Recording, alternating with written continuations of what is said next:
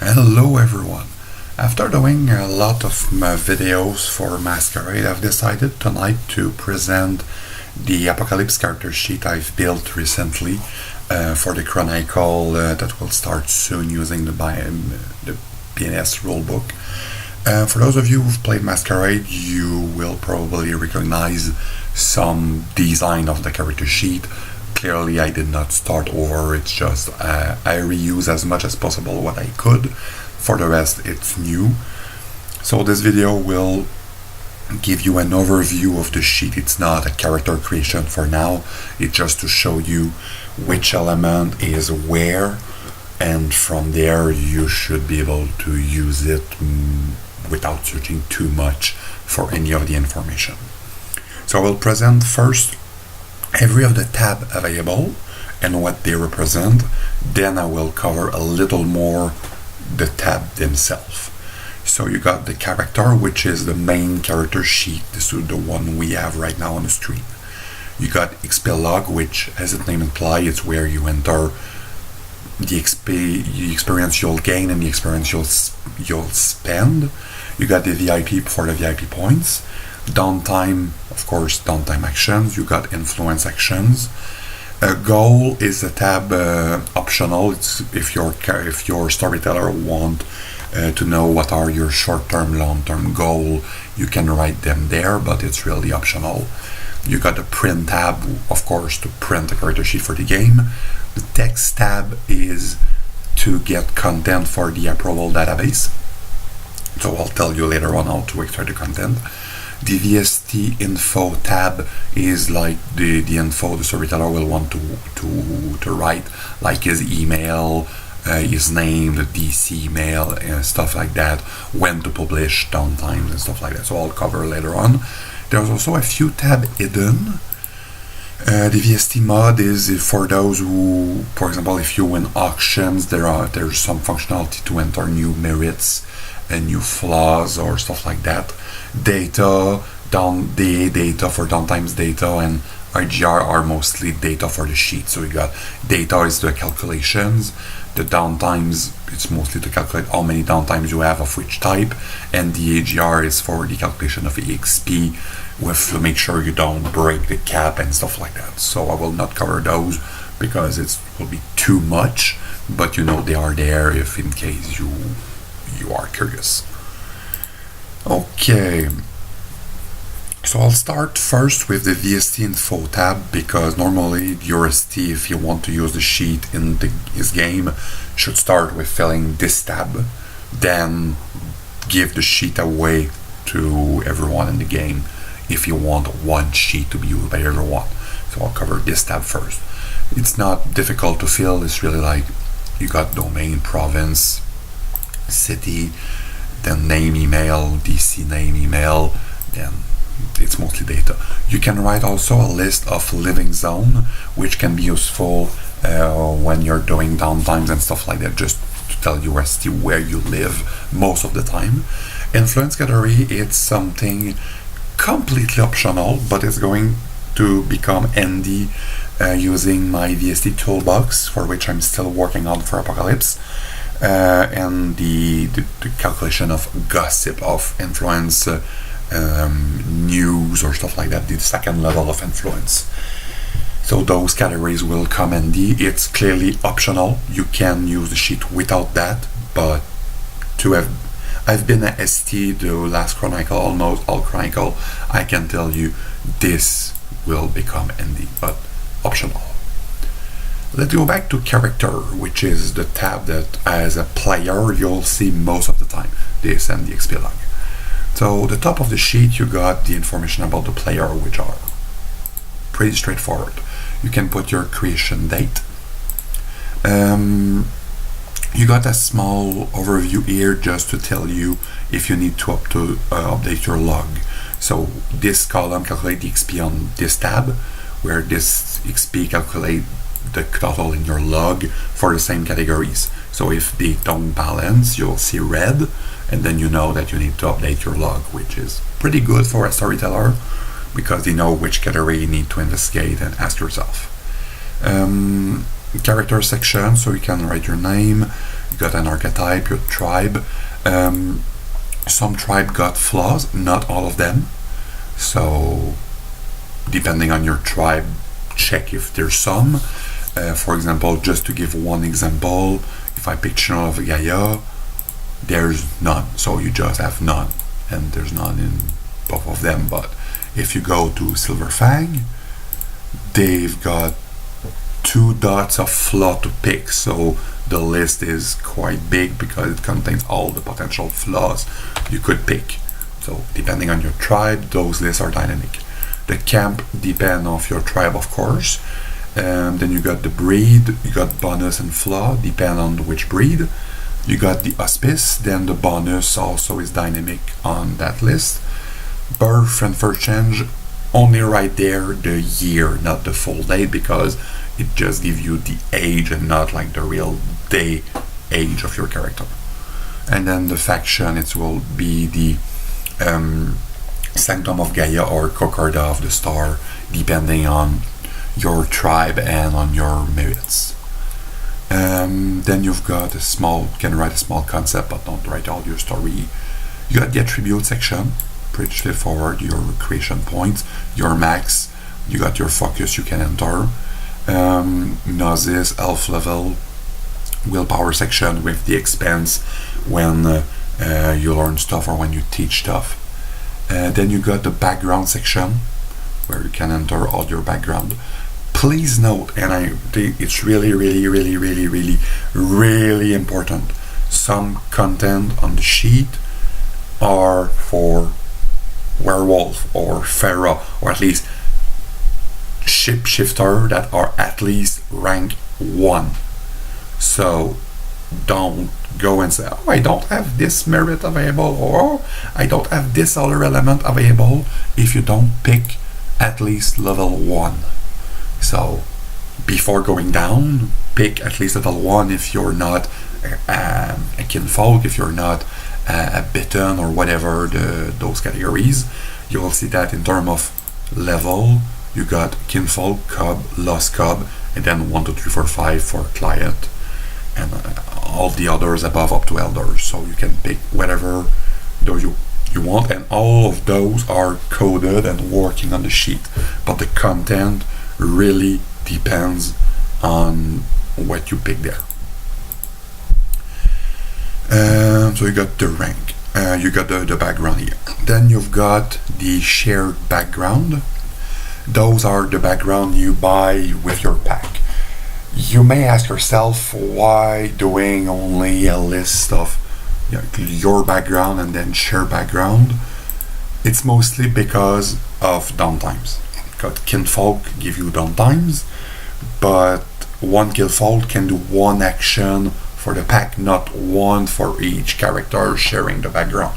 So in the end, myself, I do not expect you to have only shared background, because they're not as useful as your own kinfolks that you can use for yourself. But that's only me. So you've got a section for shared background, and then you've got a section for your personal background. For this section, you got the level, the maximum level of those. But you also have how many level are shared, are paid by your pack members. And then it, like if you bought 2 level yourself, let's say you got kinfolk and your team bought 2 level, then it's a kinfolk effective level 4, but you paid level 2 and your team paid level 2. It could be 1 person paying 2 or 2 person paying 1 each, not important, but still it's effective level 4. But that was only an example to show you. Under you got the influence. You can write your influence section for Elite Underworld. You got allies, you got shared allies, since you can have shared background there. You got rights, you got shared contact, you got contacts, and you got fetishes. I might move stuff around just to make that more a little easier to follow, but there's a lot of categories, so it was becoming difficult to place stuff around and play Tetris. but still, for now they're like that, and we'll see in time. Then you've got territory, which are yours, and shared territories, which are those owned by your pack. So you can enter up to 5 each, which should be plenty normally. Then you got the skills, and since the price depends on which rank you buy them, you'll see that the level is actually locked, so you cannot pick your level. You actually pick how many dot of creation you got, and then you say, okay, when you wear from rank 0 to 2, how many dots have you bought? Then when you're rank 3 to 5, how many dots have you got?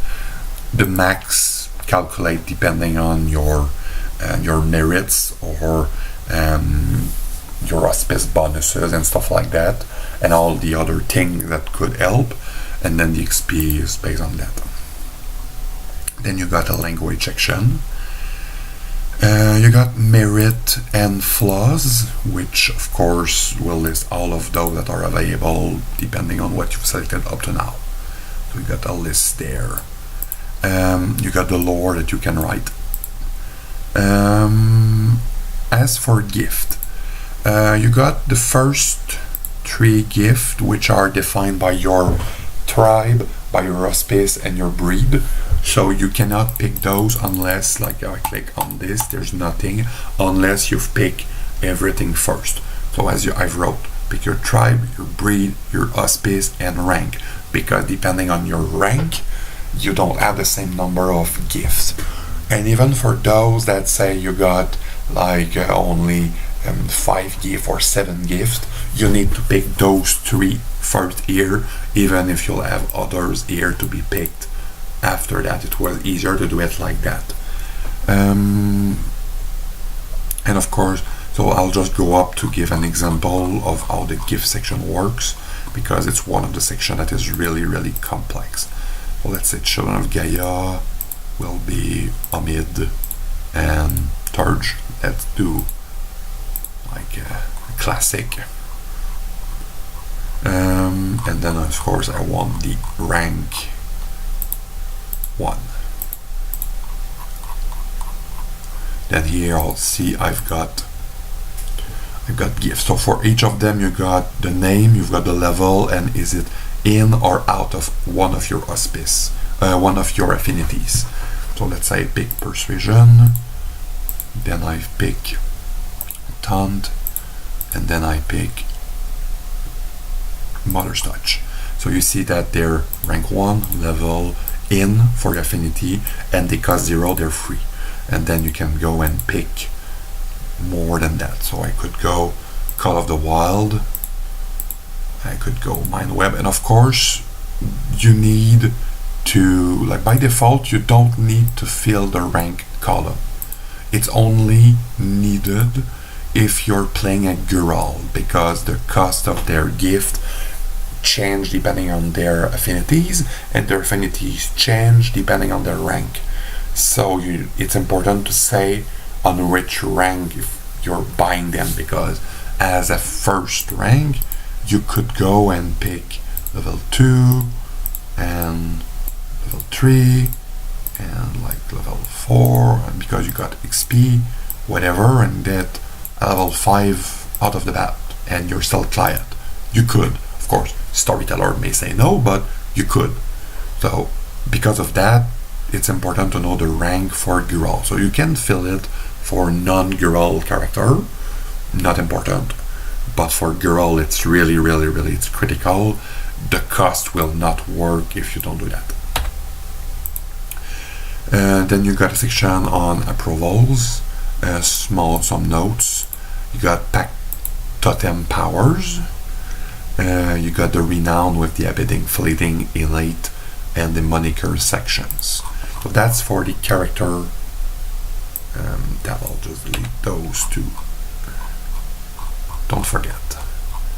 This, then this. Okay.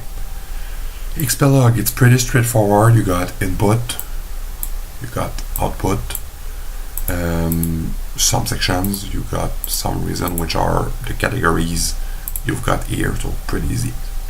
VIP points, not really bad. It just probable number, cost, item, that's all. Downtimes and influence, I will be back on this later on when I'll do a video telling you how to do downtimes and influence. But you got a tab and you got one section for each action you got. So it's say 5, so you've got 5 sections. If you got more, you got more, and stuff like that. Influence, same thing. So right now it's 0 because I have no background, but I would have a section popping up. The goal is if your storyteller want to use that, so short term, long term, and maybe some XP recommendation if you, or for good RP or stuff like that. I know some storyteller want to do that, so the section is there if you want to use it. If not, not important. The print page is really where you get the sheet printed for character. So you got one piece of paper, both sides, printing all the info, or at least most of the info you need. Like territories are not there because normally you don't need that at the game, and it was most useful to get influence or contacts or allies than the rest. But see, you don't have shared contacts, you don't have shared allies or like that, because just too much. There's a limit, physical limit on how much content you have on one sheet, and there was too much. Text is really like for the approval database, so when you want to do approval, you just select copy paste column B, then you select copy paste column D, and it gives you the content for the database to use. So as for the character sheet, that kind of it. That's what I said, it's a general overview. It's a quick overview. I could take way much more time to cover everything, which I will try to do during the few videos I will create on the next few days or maybe weeks to show you how to create characters of specific tribes and auspice and stuff like that. I will try to do a few pharaohs along the way as well.